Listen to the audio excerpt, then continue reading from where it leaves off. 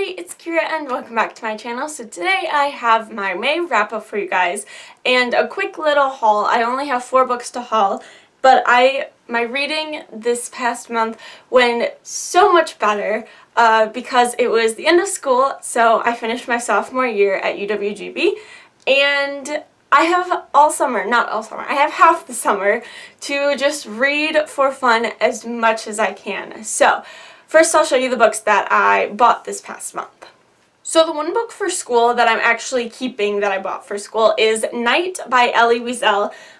This is I don't know if it's technically an autobiography or if it's a memoir. I don't know what it's categorized as, but he lived during the Holocaust and he had to go through concentration camps, and so it's his story of him and his father trying to survive through these awful events, and it was really inspiring to read.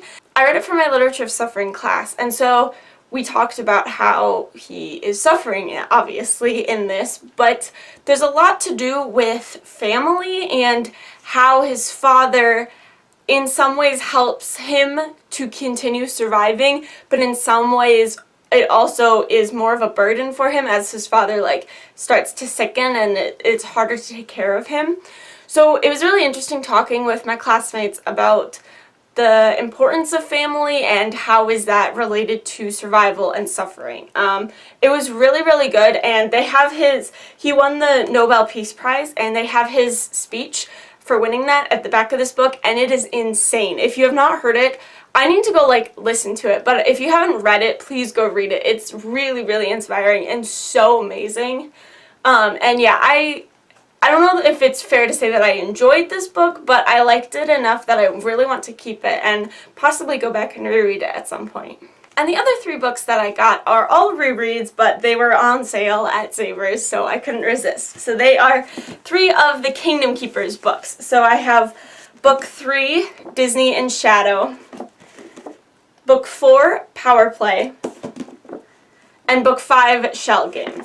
These are part of a series that is seriously underrated, and the first book is called Disney After Dark, and it's about these 5 teens who get hired to work at Disney to be hosts, but they are hologram hosts, and so, but then when they go to sleep at night, they wake up in the Disney parks, as half hologram, half light and half human.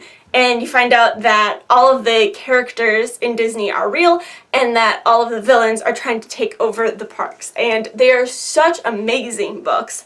They're by Ridley Pearson, and please go read them. They are amazing. So I didn't own any of them, so now I own 3 of them. But yeah, they are amazing, incredible, really cool, especially if you love Disney or if you've been to Disney World in Orlando.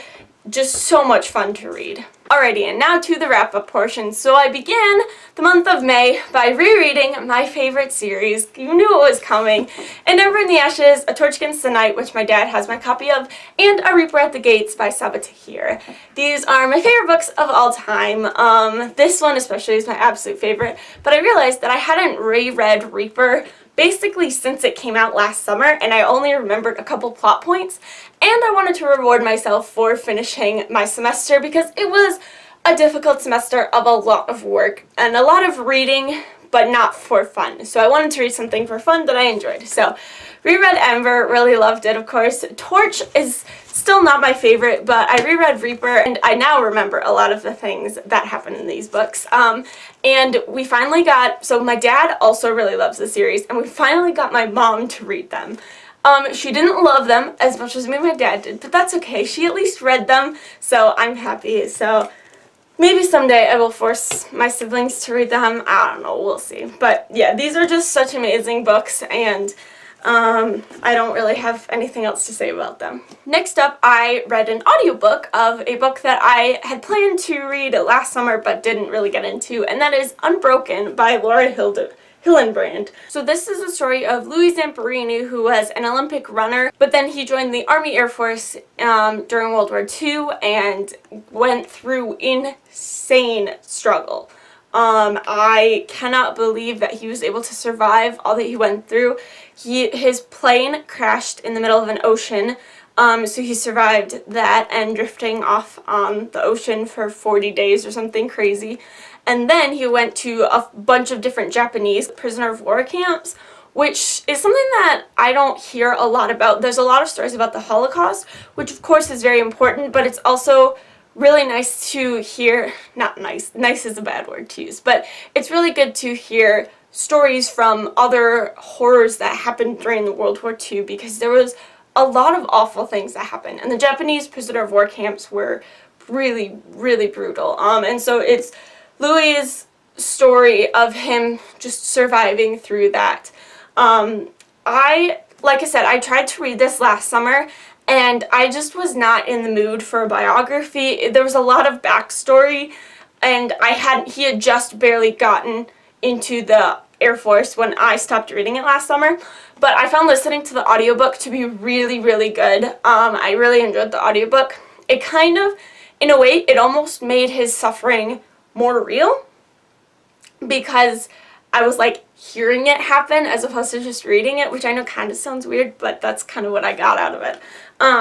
So it was an amazing story. The one thing that I did miss from listening to the audiobook is there are pictures in here. So after I finished, I actually flipped through and like looked at all of the pictures. But the one problem that I had is there was just so many characters.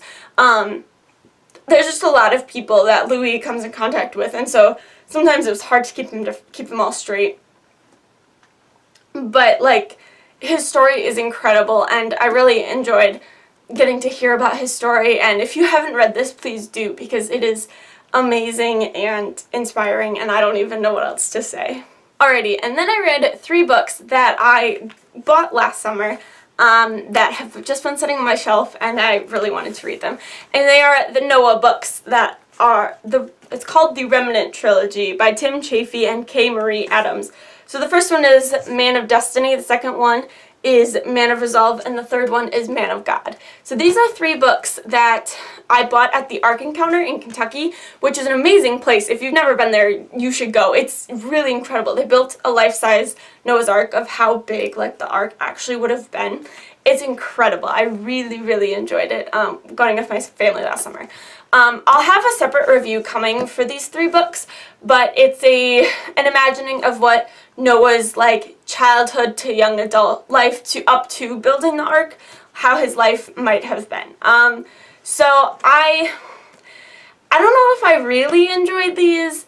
They were an interesting take on Noah's story, but the way that they were written wasn't really my style.